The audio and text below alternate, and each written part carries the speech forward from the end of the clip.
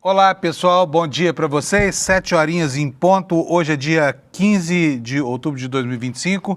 É dia de uma personalidade que, na verdade, é uma instituição importantíssima, né, da nossa vida em sociedade, que é o professor. O professor que é sempre tão desprestigiado, desrespeitado, agora está sofrendo uma perseguição por parte do público mais reacionário.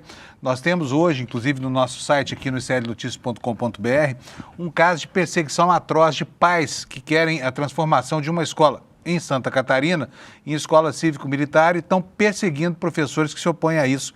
Daqui a pouco você vai ver. Mas hoje temos vários assuntos, a começar pelo início do julgamento de um novo grupo da trama golpista, que é o Núcleo 4.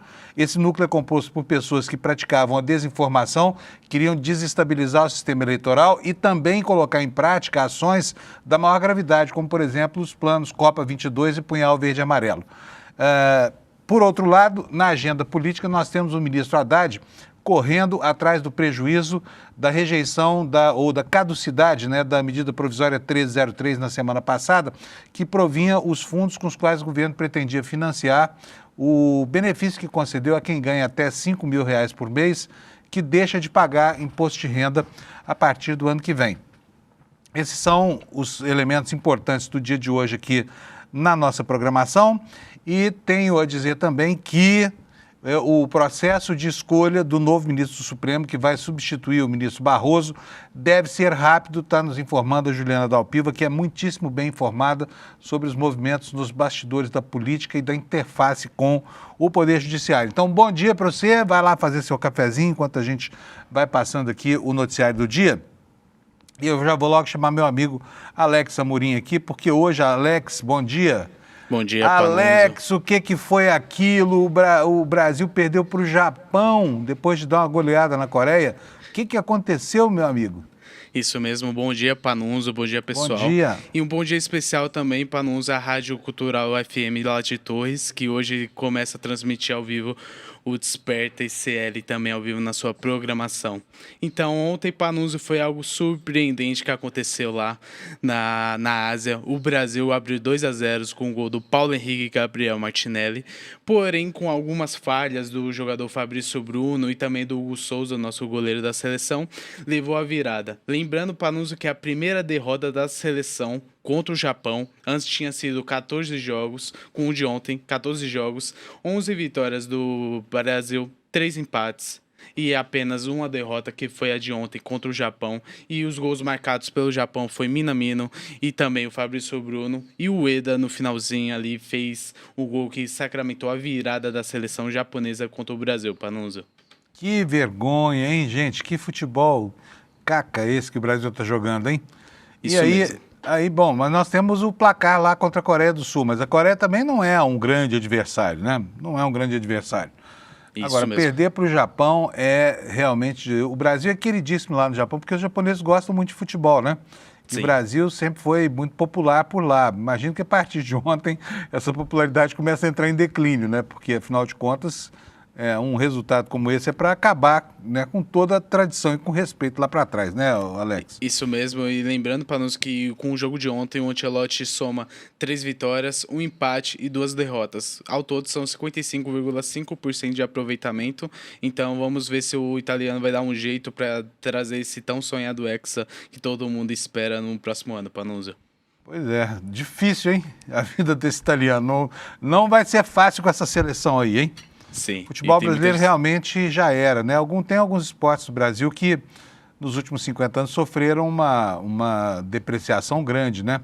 Por exemplo, o gosto que a gente tinha pela Fórmula 1, Fórmula 1 não virou nada, né? Isso até deu ontem uma controvérsia aí, na hora que a Globo foi apresentar a nova programação, o William Bonner tirou um sarro lá. Ah, você se lembra da Fórmula 1? A Fórmula 1 não está lá, está na Band, né? Não está na Globo, está na Band. Mas a Band não tem nada a ver com o declínio da Fórmula 1. O que tem a ver é que nós perdemos um ídolo, né? Que era maravilhoso, que era o Ayrton Senna, e de repente o esporte inteiro entra em declínio perante a opinião pública. A mesma coisa está acontecendo com o futebol, com a ressalva de que o futebol é um esporte popular demais para ser abandonado pelos brasileiros, né? Sim. Enfim, mas vamos falar um pouquinho de Palmeiras agora. Você está com a sua camiseta do Palmeiras aí? O Palmeiras ontem estava lá no julgamento do núcleo 4 da trama golpista. Para quem não viu, eu vou mostrar para vocês aí, porque um advogado de um dos réus, para tentar explicar a gravidade das imputações contra o cliente dele, acabou lançando mão de uma metáfora e botou o Palmeiras dentro do ambiente onde só tem quase que corintianos, hein? Vamos ver a sonora dele primeiro. Alex, roda para nós, por favor. Bora. Se eu disser que o ministro Alexandre de Moraes, eminente ministro, torcedor do Palmeiras, isso é não só injusto, como acaba por trazer consequências quando ele for lá no Itaquerão. E para o senhor também. Claro. Consequências sérias. Seríssimas. Quer dizer, o assunto aí era fake news, tá? O que o advogado quis dizer é o seguinte, ó, se eu disser isso, vai ter problema para o senhor lá no Itaquerão. Aí o Alexandre de Moraes falou, vai ter problema para o senhor aqui dentro do Supremo. Que Isso trata mesmo, fake lembrando news. que o Alexandre de Moraes é um torcedor roxo do Coringão e a única ressalva para anúncio que ele fosse perfeito 100% se fosse palmeirense, mas infelizmente ele é corintiano. Seria perfeito se fosse palmeirense, é? Sim, se fosse palmeirense não teria nenhum defeito para anúncio. Tá bom. Alex, mais alguma coisa aí com relação ao futebol, não? Então, Panunzio, hoje teremos também a 28ª rodada após essa data FIFA e hoje teremos a abertura dessa 28ª rodada com Palmeiras e Red Bull Bragantino, Botafogo e Flamengo, Mirassol e Internacional.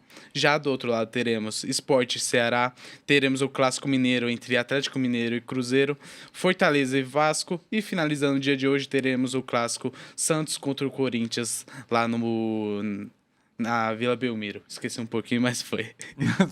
Você não esquece do palestra, né? Isso mesmo. Palestra não esquece. Agora, vamos fazer a mesma coisa que a gente fez outro dia aqui, ver como é que está o Data Alex, SEDLEX, nosso instituto de pesquisa aqui, porque o Alex dá seus palpites, gente, e tem aí um certo comentário de futebol que se consagrou por alardear que acertava resultados, né? Não vou nem dizer o nome dele aqui, porque não precisa, você sabe quem que é. E o Alex está se especializando na precisão dos seus prognósticos. Então vamos lá. Qual vai ser o resultado? Amanhã a gente vai botar a gravação no ar e você vai conferir quanto o Alex acertou. Isso a nossa mesmo. margem de acerto é bastante alta, está em 50% aqui, exatamente. Sim. Não é isso, Alex? Amanhã vai ter 100% se Deus quiser, para não... Sei não, hein? Mas vamos lá, vamos conferir. Bora. Palmeiras e quem aí? Red Bull Palmeiras Bragantino. e Red Bull. Quanto? Palmeiras 2-0. 2-0, tá modesto Isso. o prognóstico. Botafogo e Flamengo. Um empate.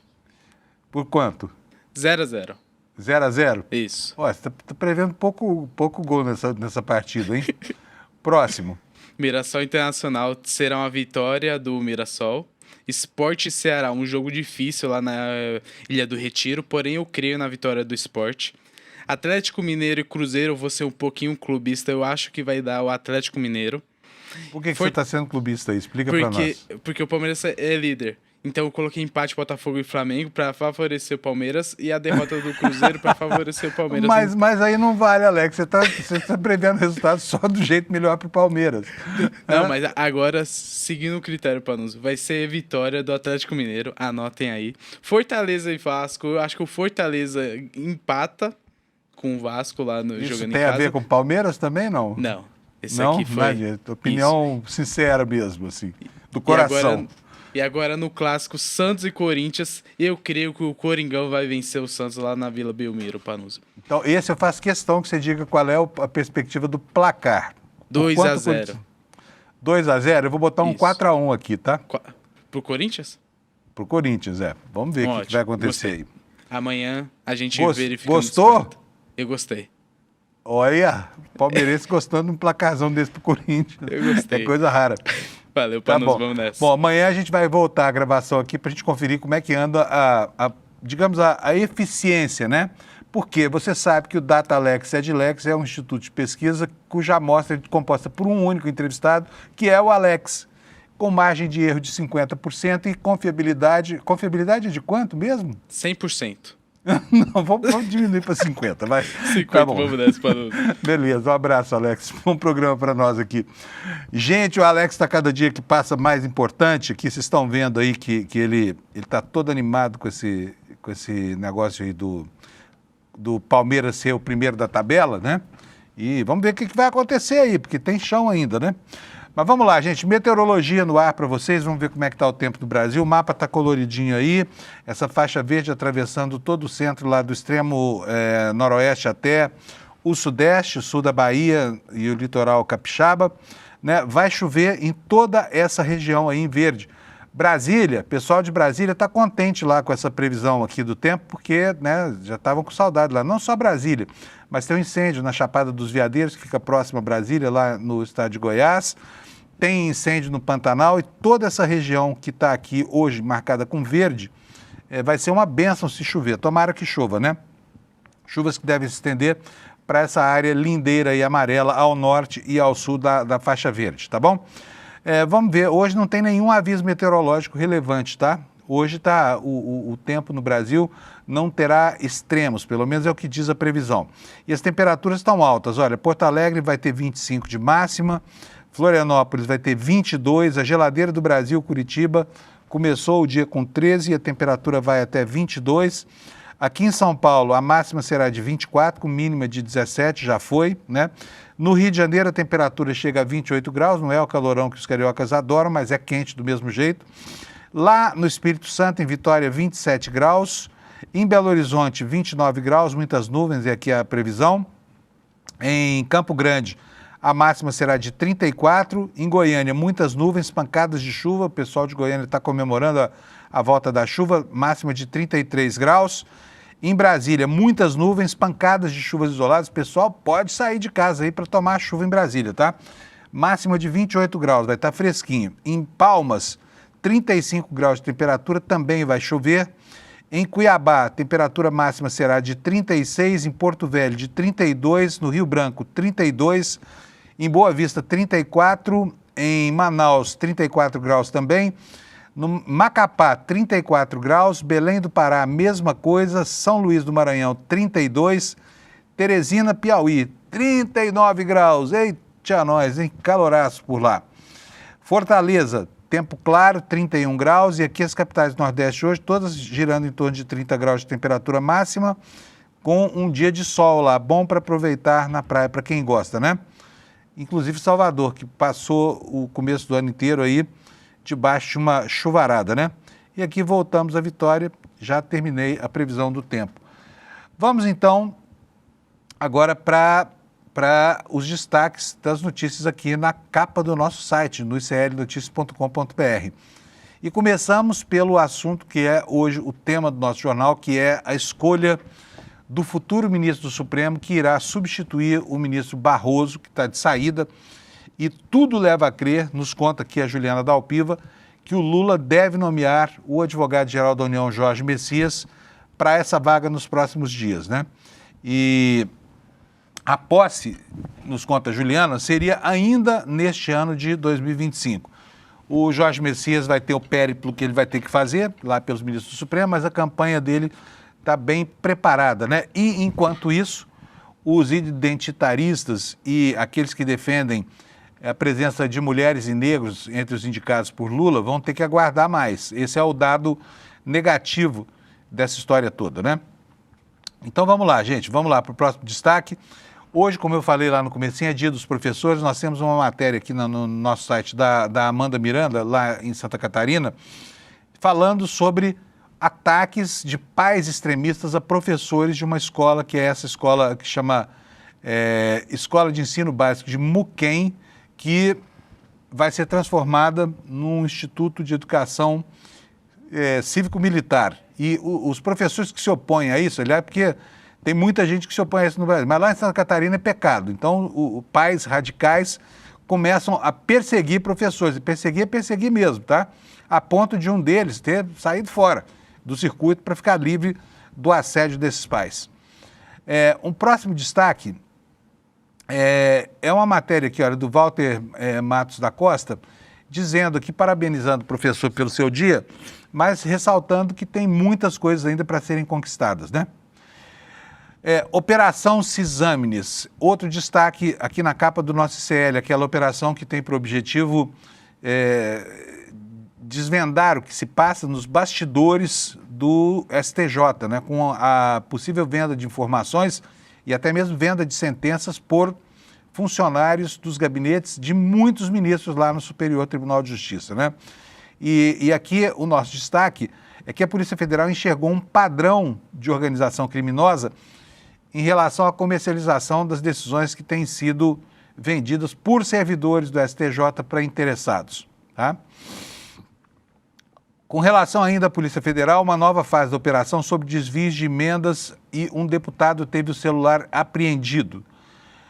E vamos falar bastante ainda, é o último destaque aqui, sobre essa questão da indicação do Jorge Messias, o famoso Bessias, que o Brasil conheceu como Bessias, naquele grampo ilegal que o Moro deixou vazar, quando a então presidente Dilma Rousseff comunicava ao hoje presidente Lula, na época ex-presidente, já quase a caminho da prisão, que ele seria nomeado ministro para evitar a consecução da prisão, né?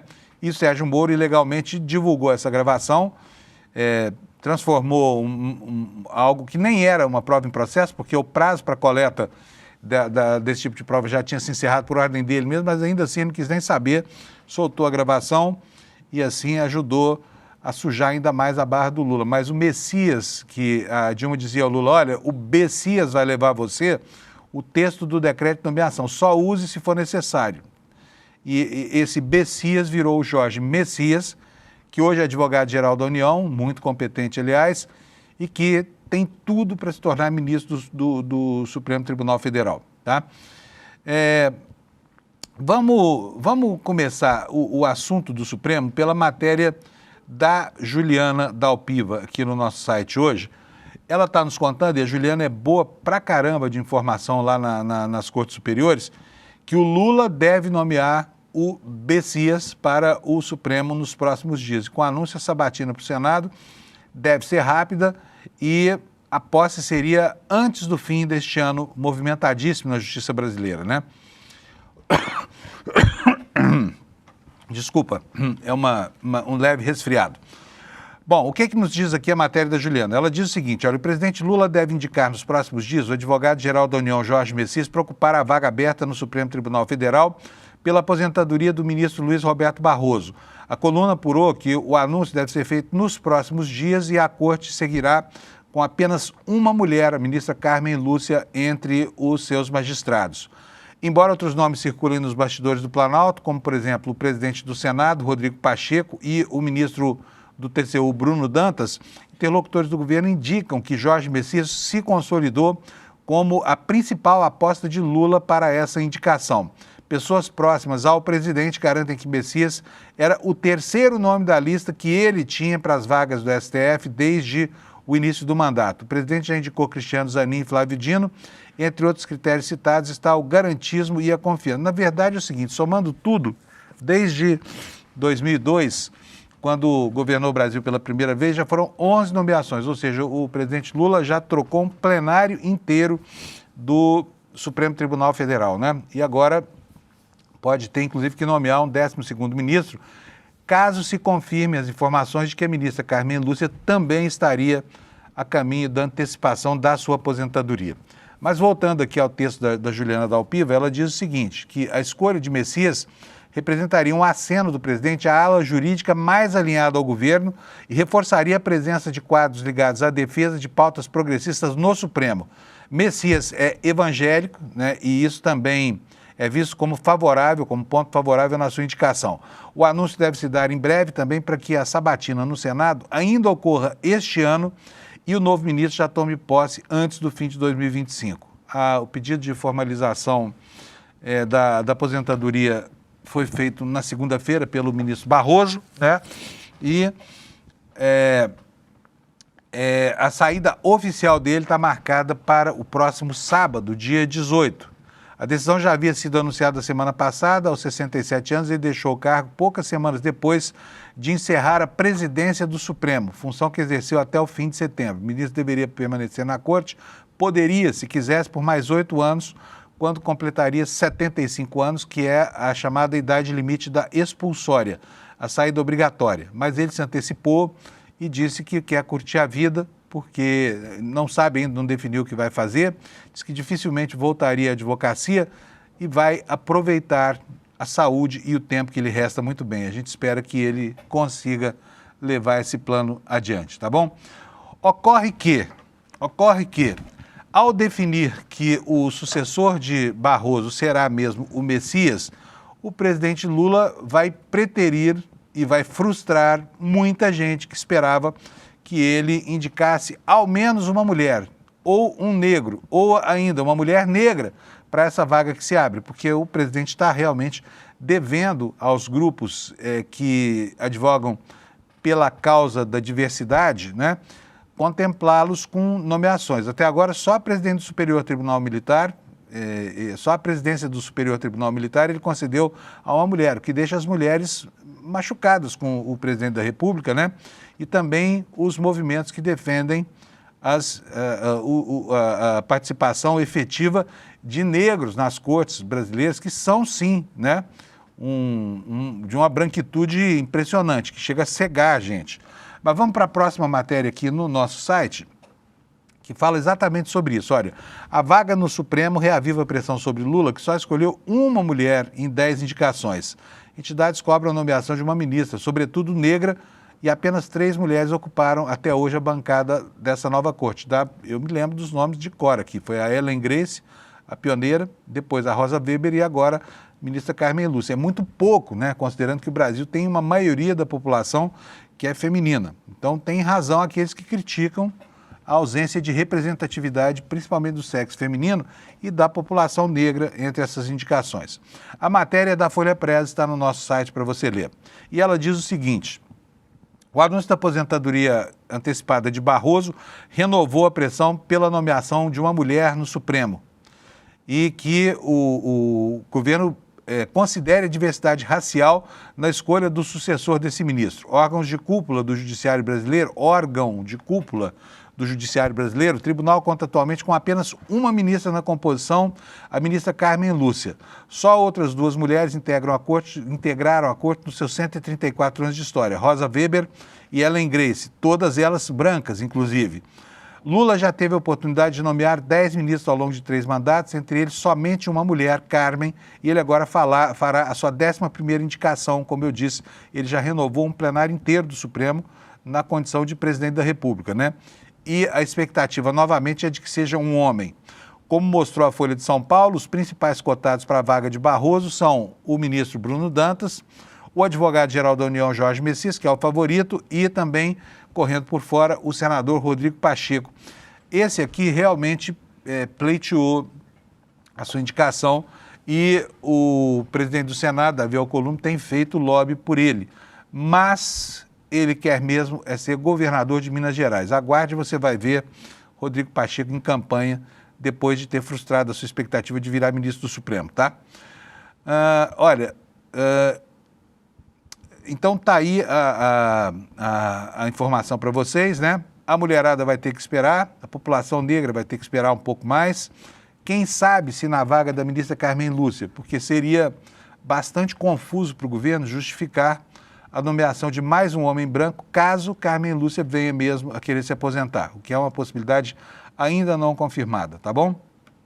E sobre isso, olha, sobre a pressão para nomear uma mulher, não são apenas políticos que estão na parada, tá? Tem muita gente por aí que não tem nada a ver com a política, nem com a operação do direito e que está querendo que haja uma renovação e mais diversidade nessas indicações.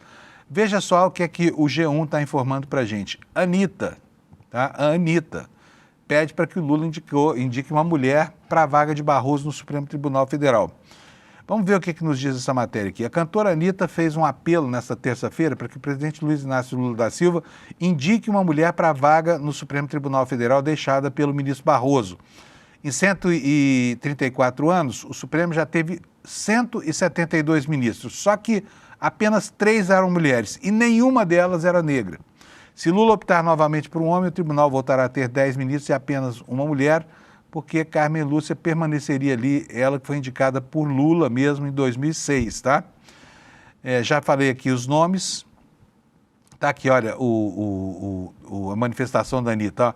Um dos ministros do Supremo se aposentou. O presidente Lula terá que indicar um novo nome. Gostaria de tornar público um pedido para que seja uma mulher. Em 134 anos de história, o Supremo Tribunal Federal já teve 172 ministros, entre eles apenas 3 mulheres e uma negra. Está aqui o post da Anitta, tá? Hoje temos uma entre os 11 homens, quer dizer, não é uma entre os 11, é uma entre 10 homens, né? Tenho certeza de que existem mulheres qualificadas para o cargo no nosso país, onde a maioria da população é mulher. Compartilhe com toda a esperança, disse a Anitta aqui nos stories do seu Instagram, tá?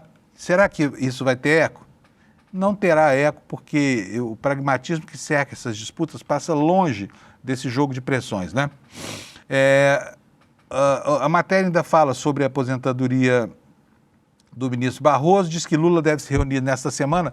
Isso pode acontecer já a partir de hoje, tá? Para decidir sobre quem é que assume essa vaga lá na corte. E diz que vai conversar com muita gente, mas a decisão parece mesmo sacramentada, tá?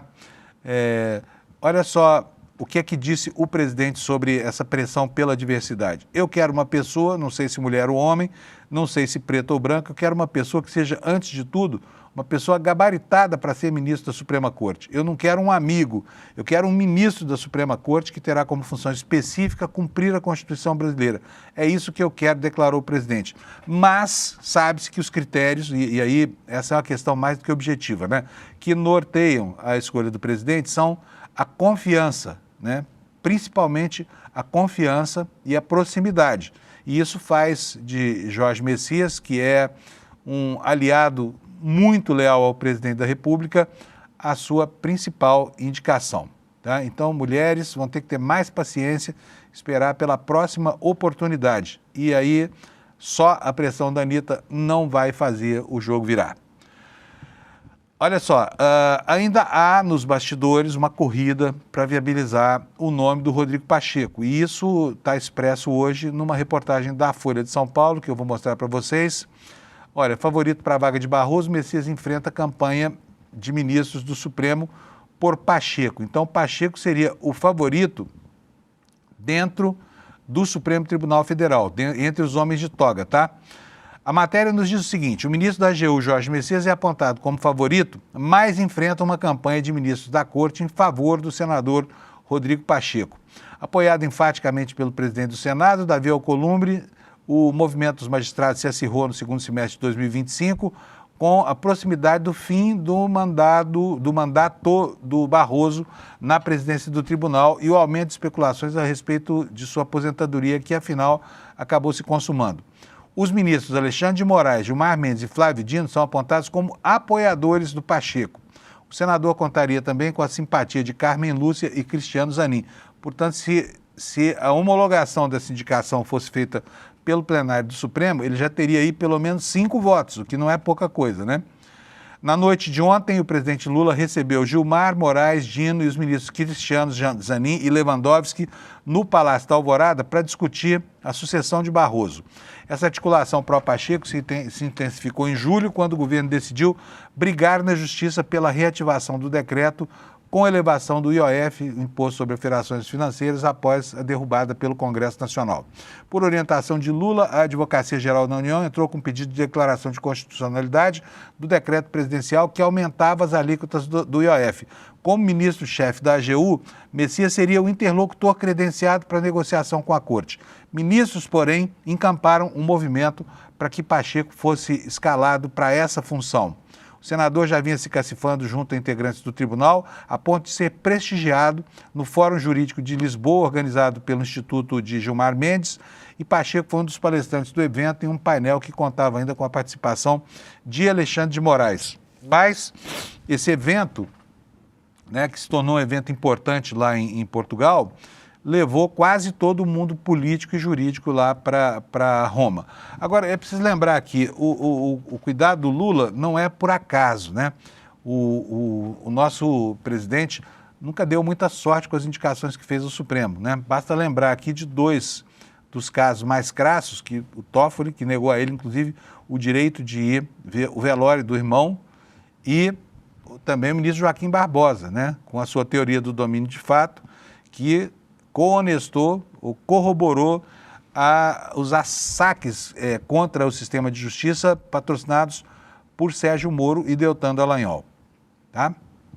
Por falar em julgamento, em Supremo e tudo mais, ontem começou o julgamento do núcleo 4 da trama golpista, né? Esse julgamento, eu vou colocar na tela para vocês aqui uma matéria do ICL, depois nós vamos ver 2 trechinhos aqui do que aconteceu ontem. Um deles a gente já viu logo na abertura, provavelmente você não estava ligado ainda, então você vai ver onde o futebol e as metáforas jurídicas se encontram, tá? Mas o Procurador-Geral da República pediu a condenação de 7 réus do núcleo 4, que é o núcleo da desinformação, e não apenas da desinformação, é o núcleo também da prática, né? Da pior prática criminosa, que foi aquela de deflagrar uma operação para tentar prender e até matar, eliminar, neutralizar presidente e vice da República e mais o ministro Alexandre de Moraes. Matéria do César Feitosa, da Folha Press, aqui no nosso site, diz o seguinte: o PGR Paulo Gonet pediu nesta terça a condenação de todos os réus acusados de difundir informação sobre as urnas eletrônicas e de promover ataques contra os chefes das Forças Armadas contrários à trama golpista de 2022. A sentença condenatória foi defendida por Gonet durante sua sustentação oral no julgamento do núcleo 4 da trama golpista. As sessões que analisam a denúncia contra os escalões inferiores da tentativa de golpe de Estado tiveram início nesta terça. São réus neste núcleo: Ailton Barros, major expulso do Exército; Ângelo Denicoli, major da Reserva do Exército; Giancarlo Gomes Rodrigues, sargento do Exército; Guilherme Marques de Almeida, tenente-coronel do Exército; Reginaldo Vieira de Abreu, que é coronel do Exército.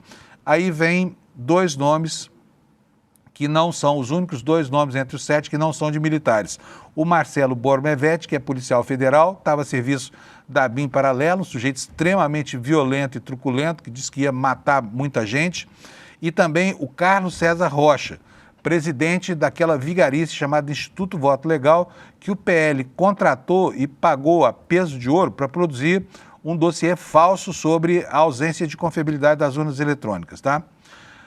A matéria no nosso site também dá conta de que Paulo Gonet usou o tempo da fala para rebater algumas das principais críticas da defesa dos réus à acusação sobre a trama golpista. Um dos pontos levantados pelos advogados é sobre a distância de tempo entre a atitude de alguns dos denunciados com os fatos finais da tentativa de golpe de Estado. Nós vamos ver agora 2 momentos desse julgamento. O primeiro deles, o que a gente já mostrou aqui na abertura, foi quando um dos advogados usou uma metáfora futebolística para tentar dizer das consequências de uma afirmação falsa perante a corte. Vamos ver esse trecho mais uma vez, por favor, Alex? Se eu disser que o ministro Alexandre de Moraes, eminente ministro, torcedor do Palmeiras, isso é não só injusto, como acaba por trazer consequências quando ele for lá no Itaquerão. E para o senhor também. Claro. Consequências sérias. Seríssimas. Tom de brincadeira. Agora, Alex, aparece aí. Deixa eu fazer uma pergunta para você, por favor. Prontinho, Aí. estou aqui. O que aconteceria se um corintiano, de repente, se declarasse palmeirense e fosse assistir a um jogo lá na Arena do Corinthians? Se um corintiano se declarasse palmeirense e fosse assistir o jogo na Arena Corinthians, ele não entraria e o Anderson até falou, daria até caso de morte para Panuso. Oh, mas isso não é uma democracia? Não. Por que uma pessoa não pode, né?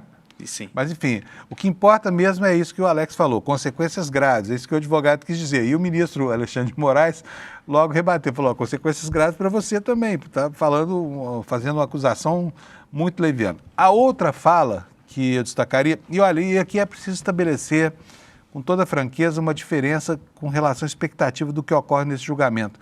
Tenho certeza que o seu interesse, você que está me assistindo agora, não foi tão grande quanto foi da outra vez quando estava em julgamento o Núcleo 1. E o julgamento de ontem pareceu muito xoxo, né? Eu mesmo fiquei cansado de acompanhar porque parecia que não estava acontecendo nada. E esse julgamento é extremamente importante, tá?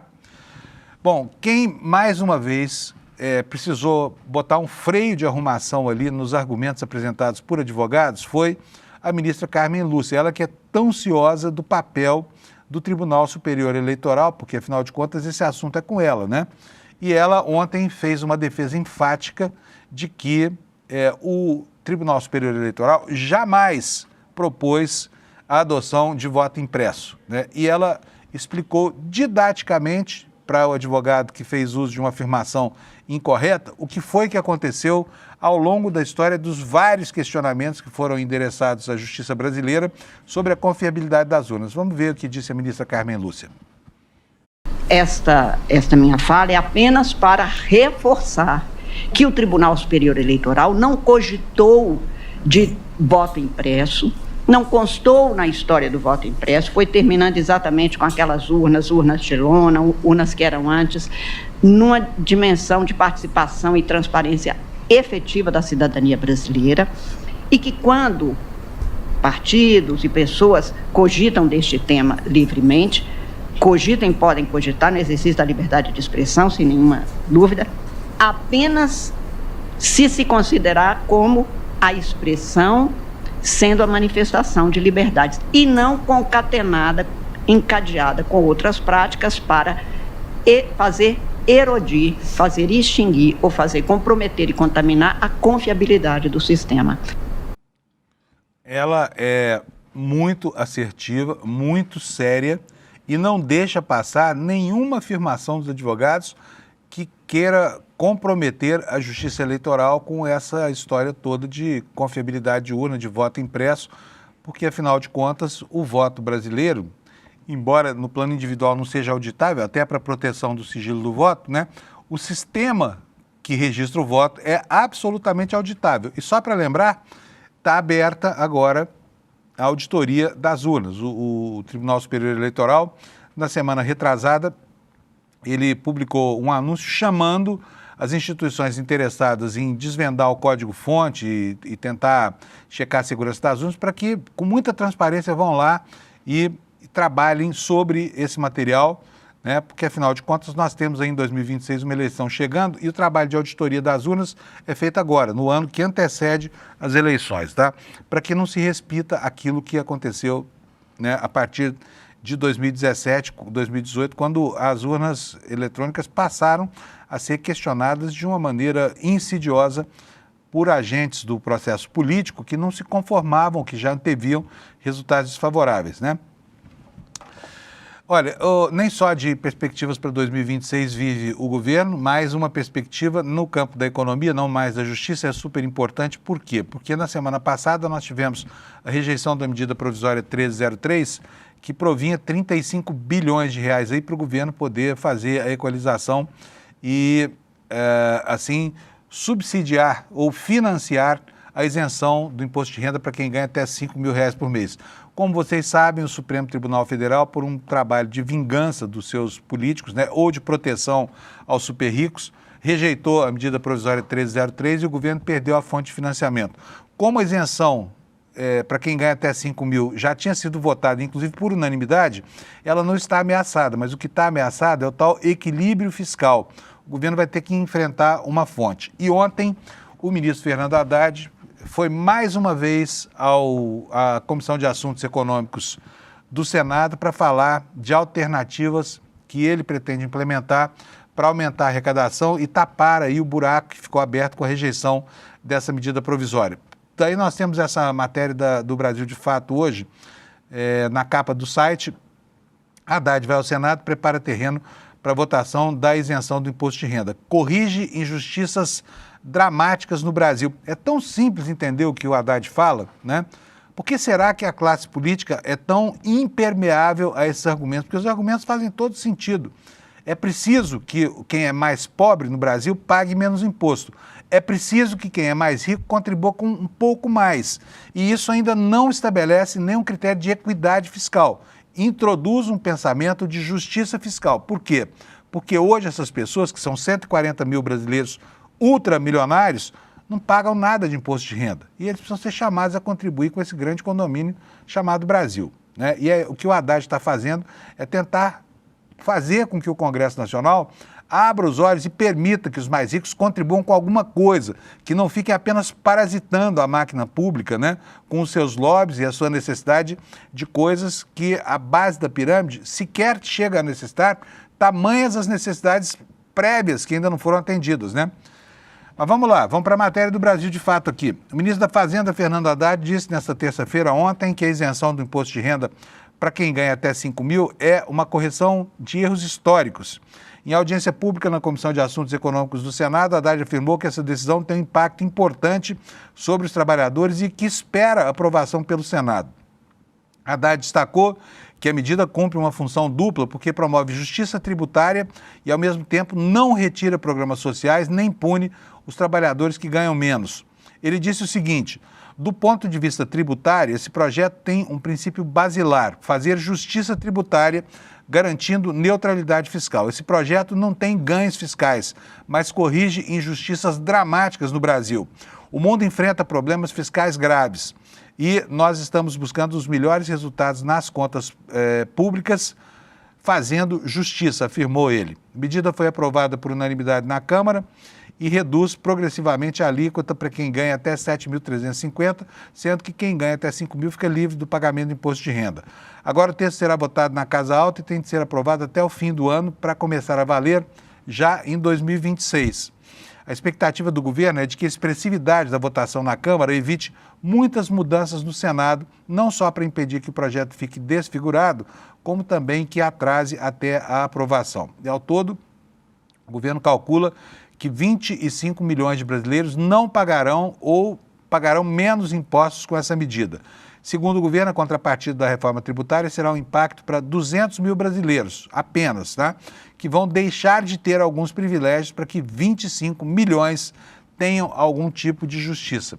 E o ministro também insistiu que o Brasil é um dos países com maior proporção de isenções fiscais e que isso reforça uma série de desigualdades, já que as isenções são para setores produtivos que já arrecadam milhões. Por exemplo, o agronegócio, que é absolutamente lucrativo no Brasil, né?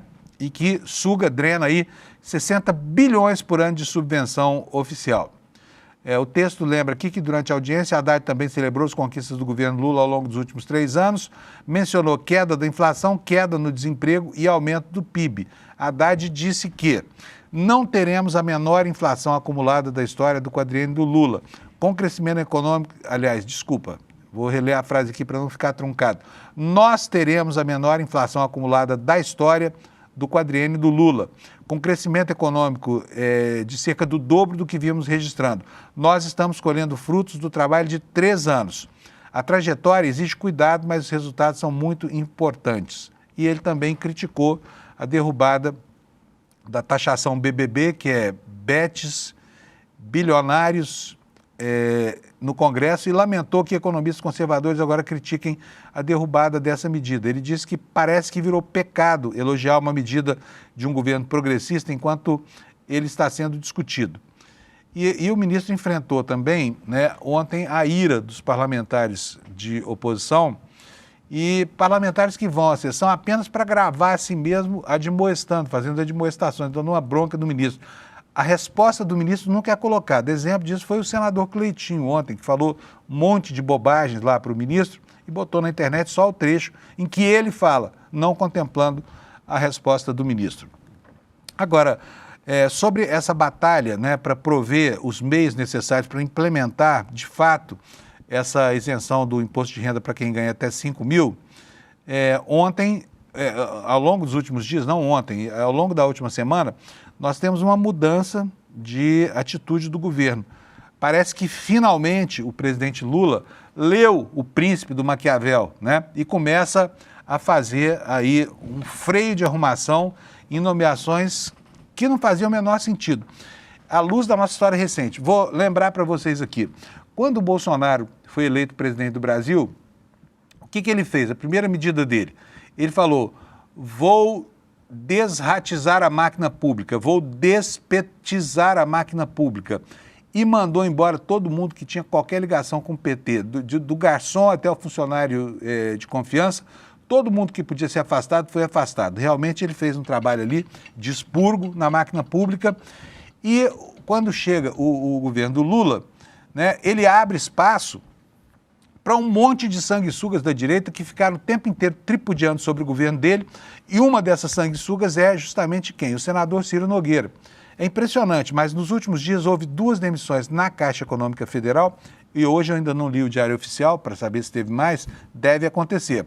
Porque são várias vice-presidências que estão lá sob o domínio de inimigos do governo. Vou mostrar para vocês quem são os dois demitidos, tá? A informação não é de hoje, mas o conjunto da situação enseja esse tipo de coisa. Vou colocar aqui para vocês, o primeiro dos demitidos foi esse aí que você está vendo na tela. E aqui está o comunicado da Caixa ao mercado, dando conta da demissão do Paulo Rodrigo de Lemos Lopes, ele que era vice-presidente de Sustentabilidade e Cidadania Digital, tá? Quem é esse senhor? Esse senhor foi indicado por ninguém mais, ninguém menos que o Ciro Nogueira, que hoje é o principal nome da oposição, né, num combate sem trégua nenhuma ao governo Lula, né? O que diz aqui? Olha, isso aqui é um comunicado da diretoria da Caixa, assinado no dia 10 de outubro de 2025, portanto, 5 dias atrás, dando conta do seguinte: a Caixa comunica à sociedade brasileira, aos seus clientes empregados e ao mercado em geral, que o Conselho de Administração decidiu pela destituição ad nutum do senhor Paulo Rodrigo de Lemos Lopes, da vice-presidência de Sustentabilidade e Cidadania Digital. Indicação de Ciro Nogueira. Ciro Nogueira, ele mesmo, tá? Outro, olha só, esse que está na sua tela aí é o Trabulo Júnior, tá? Esse que aparece aí ao lado do Ciro Nogueira no centro. Veja só quem são as pessoas com quem ele anda. No canto esquerdo aí superior, fotinha dele com Bolsonaro, né? Aqui embaixo, olha, ele com o Ciro Nogueira, uma velha amizade, eles sempre andaram juntos. Esse Trabulo é um homem da estrita confiança do Ciro Nogueira. E aí do lado direito você pode ver de novo, está lá ele com o prefeito de São Paulo e com o Ciro Nogueira, né? Olha, 46 semanas atrás ele fez publicar esse textinho que você vê aí. Parabéns ao meu amigo e irmão de longas jornadas vitoriosas, Ciro Nogueira Piauí, né? Marcando aqui 2 vezes os perfis de Ciro Nogueira. Esse também dançou. Foram 2 demissões por enquanto na Caixa. Tem outras para acontecer, não se sabe ainda que extensão essas medidas terão, mas o fato incrível a notar aqui é que, né, a essa altura do campeonato, passados praticamente 3 anos do governo Lula, essa gente ainda esteja de pendurado em cargo de confiança nas instituições brasileiras, né? E pode ser que o número de demissões passe de 300, chegue a 400 apaniguados dessa gente da direita brasileira. E eu mesmo falava aqui, lembrando que, né, o Maquiavel diz que o mal se faz todo de uma vez só e o bem se faz aos poucos. Mas a principal passagem do príncipe para o Lula é sobre a lealdade das tropas mercenárias, que são essas tropas do Centrão. Maquiavel condena, diz que o príncipe não governará com tropas que são tropas de mercenários, porque elas não devem a ele nenhuma lealdade, elas trabalham pelo soldo. E quando o combate se torna perigoso, a primeira coisa que elas fazem é desertar, porque elas não têm a motivação das tropas que são leais, de fato, aos governantes. Então, Lula parece ter lido Maquiavel, começou esse processo de desligamento de indicados por apaniguados de opositores ferrenhos que só têm atrapalhado o governo. E isso é natural no jogo do poder, tá bom? Por falar em Supremo Tribunal Federal, gente, continuam as escaramuças e eu estou dizendo isso por quê? Porque nós teremos no próximo dia 23, portanto, na semana que vem, daqui a mais 8 dias, na próxima quinta-feira, uma audiência pública no Supremo Tribunal Federal em que o ministro Flávio Dino vai colocar sobre a mesa a questão das emendas PIX, né? E olha, o assunto provoca um furor lá no Congresso Nacional. Tem matéria hoje no Estadão da Vera Rosa, minha amiga, dando conta disso aí que você vê na sua tela. 40 mil emendas no radar do Supremo e as investigações da Polícia Federal que estão deixando congressistas em pânico. Ontem nós vimos aqui mesmo uma reportagem da Amanda Miranda, que é a nossa correspondente lá em Santa Catarina, mostrando o destino das tais emendas PIX, né? O prefeito de uma cidade lá em Santa Catarina chamada Laguna, uma cidade pequena, está brigando lá com 2 deputados, a Júlia Zanato e o Zé Trovão, porque eles mandaram dinheiro para o município executar obras com uma empreiteira de um cupincha, de um compadre do deputado Zé Trovão. E o prefeito está pé da vida com essa história toda, não quer mais, e é PL contra PL aí, tá? E olha, é assim no Brasil inteiro, tá? É sempre isso. O deputado combina com o empreiteiro vai executar a obra do município, do prefeito. Muitas vezes o prefeito está no esquema aí. São esquemas que são impossíveis de fiscalizar, então o trânsito do dinheiro é quase sempre do contribuinte para a União via impostos, da União via emenda PIX para essas empreiteiras ou prefeituras, e de lá, por mecanismos que só Deus sabe quais são, esse dinheiro acaba devolvido ou para o parlamentar, ou para o prefeito, ou para todo mundo, né? Numa conspiração de verdadeiras quadrilhas que se formam no Brasil, atrás do dinheiro fácil que os congressistas mandam, sem rastreabilidade, sem controle.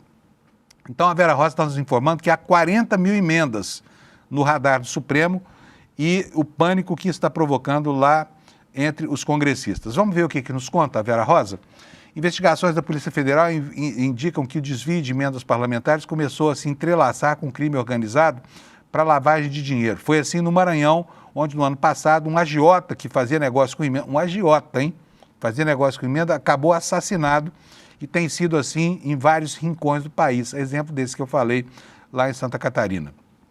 No próximo dia 23, o ministro Flávio Dino promoverá mais uma audiência pública para verificar como anda o monitoramento sobre o destino das emendas, após ter tomado uma série de decisões para enquadrar deputados e senadores, até mesmo bloqueando recursos. O TCU informou que já tem capacidade para rastrear 70% das transferências PIX. Olha, gente, esse assunto tem 4 anos, tá, que está rodando. Hoje o TCU consegue rastrear 70%, ou seja, são 2/3. 1/3 não tem rastreabilidade alguma ainda. Essa é a informação que interessa, tá? Isso em relação ao exercício de 2025. E os que são rastreáveis são aqueles repasses que geralmente caem num caixa único das prefeituras e com isso escapam, os que não são rastreáveis, né? Caem num caixa único da prefeitura e com isso acabam escapando da fiscalização. Na prática, trata-se de um ralo por onde some o dinheiro público. O problema é que o nó da prestação de contas de 2020 a 2024 ainda não foi desatado. E esse nó que contempla essas 40 mil emendas despachadas por parlamentares aos seus redutos eleitorais, de forma direta ou por meio de colegas que precisam ser vasculhados com lupa. Até porque você se lembra, lá para trás, quando essa história toda começou, que os parlamentares estavam tão à vontade com esse dinheiro impossível de rastrear, que eles acabavam propondo emendas para estados e para municípios que não são os deles, né? Fazendo isso por colegas. Para quê? Para dificultar ainda mais o trabalho de rastreabilidade, né? A Vera nos conta aqui, olha, há poucos dias ouvi de um ministro do Supremo que parte significativa dessas emendas é religiosa. E aí ela perguntou, mas por que religiosa? E a resposta veio rápida, porque o parlamentar fica com 1/3 desse dinheiro e as obras mesmo só existem no papel. A Vera Rosa do Estadão conta que não foi à toa que a Câmara tentou emplacar uma PEC da blindagem, como a gente acompanhou, né, que foi enterrada depois de uma grande mobilização nacional. PEC essa que inclui, inclusive, presidentes de partido, como esse Ciro Nogueira e Antônio Rueda, implicados até em denúncias de envolvimento com o PCC, né, na concessão de foro privilegiado. Então, olha, a situação lá em Brasília é de muita tensão, né? E a Vera também nos lembra aqui que ontem a PF cumpriu mais mandados de busca e apreensão e um deputado chamado Dal Barreto, da Bahia, do União Brasil da Bahia, acabou caindo na rede da Polícia Federal. Enfim, como mostrou o Estadão, um posto de gasolina pertencente a esse deputado, Dal Barreto, recebeu recursos de emendas PIX apresentada por um outro deputado. E é assim que a banda toca, tá? Gente, olha, tem um tempinho ainda, eu preciso lembrar que hoje eu sou filho de professora, minha mãe é professora, foi professora até se aposentar, ela é uma defensora do ensino, mas não é só por isso que eu estou falando do Dia do Professor. O professor é uma instituição correndo severos riscos hoje no Brasil, né? Não está fácil ir para a sala de aula, porque além de pais que são muito reacionários e movem todo tipo de batalha contra professores que querem apenas educar de maneira adequada os alunos e acabam sendo perseguidos pela própria coletividade. A Amanda Miranda hoje escreveu uma reportagem aqui contando no nosso site o drama de professores dessa escola.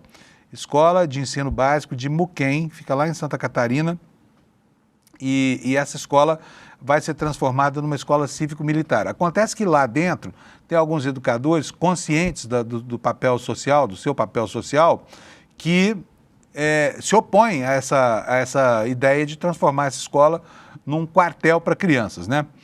E aqui ela nos conta o seguinte, olha, a história da orientadora Juliana Androsi e do professor de artes Andrei Dornelles repercutiu muito nos últimos dias, depois que imagens em que professores aparecem sendo intimidados e perseguidos circularam nas redes sociais.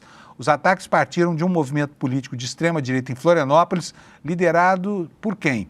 Por pais dos alunos dessa escola, que agem contra os docentes porque se posicionam contra a militarização da Escola de Ensino Básico de Muquem, no bairro de São João do Rio Vermelho.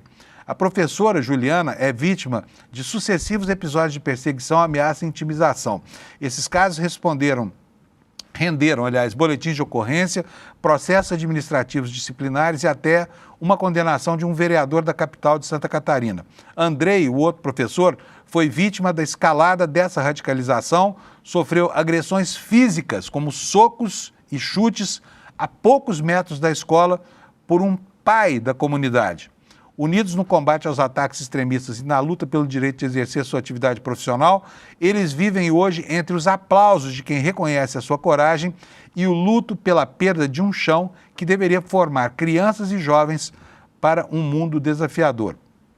Olha, o Andrei, que apanhou desses pais, se exilou por medo. Juliana continua lá na escola, mas permanece sendo constantemente alvo de ataques. Todos os dias ela teme um novo processo administrativo que a leve a perder o emprego conquistado por concurso público e que oferece estabilidade. Há grupos de pais no WhatsApp que mantêm a intenção de derrubá-la desde que ela escolheu uma aluna trans em 2023, desde que ela acolheu uma aluna trans em 2023. Essa perseguição foi estimulada por um vereador da comunidade que fica localizado no norte da ilha, em uma das áreas mais populares da cidade, da capital de Santa Catarina, né? O vereador bolsonarista João Paulo Ferreira, claro, do PL de Santa Catarina, conhecido por Bericó, usou suas redes sociais para incitar ataques a essa professora com discursos que mentiam sobre a sua conduta. Um acordo conduzido pelo Ministério Público obrigou esse vereador a cumprir 70 horas de serviço comunitário, mas o clima de retaliação contra esses professores continuam, né? E a matéria da Amanda nos conta também que, além desses professores, deputados inflam o que a ala bolsonarista ideológica chama de guerra cultural. Esses discursos alimentam um movimento chamado Pais Conservadores de Floripa, que replicam as falas de autoridades e tratam os professores como inimigos da comunidade e dos estudantes. O grupo extremista fez acusações graves e nunca comprovadas sobre a conduta de professores agredidos. Juliana possui um drive, olha, um único arquivo, né, com 43 pastas de registros de ameaças em vídeos e imagens desde 2023. No caso de Andrei, a implicância para com esse professor não se dá só pela questão ideológica, né? É que ele é homossexual, é casado, e as acusações que foram, inclusive, de ameaça à sua vida, né, dão conta de assédio sexual feito nas redes sociais, em grupos de WhatsApp, que não tem qualquer comprovação material. Professor há 18 anos, ele teve que recorrer ao autoexílio com o suporte da família e hoje só consegue dormir com a ajuda de medicamentos. Então, é esse o quadro num país acossado por uma horda de reacionários irracionais que tem no processo educacional formal um inimigo da sua ideologia. Por quê? Porque o ensino e a educação são iluministas, né? E essa gente é uma gente que gostaria de encapsular o mundo num período qualquer lá anterior à pré-história, o Jurássico da vida política planetária, né? Com a sua verve reacionária e o ódio que tem por qualquer tipo de coisa que não seja dentro do figurino da reação, tá? Então, o nosso abraço aqui, a nossa solidariedade a todos os professores brasileiros que enfrentam esse tipo de problema, e não são poucos em sala de aula, estejam eles em Santa Catarina, em qualquer outro lugar do país onde estiverem. E assim a gente vai encerrando a edição de hoje, lembrando que, olha, nós temos hoje o aniversário de 5 anos do ICL. O ICL nasceu há 5 anos para se tornar essa potência que se tornou hoje, né? E Você que não é ainda parte da nossa comunidade, pode nos ajudar a continuar consolidando posições sempre em defesa da dignidade humana, dos direitos humanos e da democracia, que é o nosso papel aqui, é defender esses valores, bem como a difusão do conhecimento e da educação, tá?